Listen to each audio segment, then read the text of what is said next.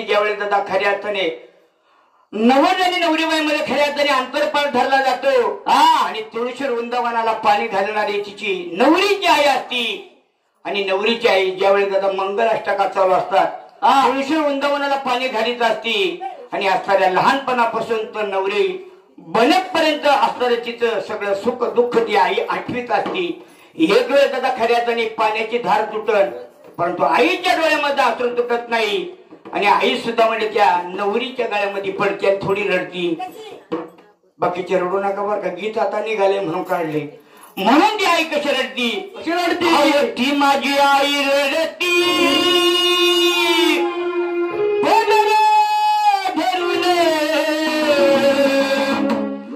ती माझी आई रडती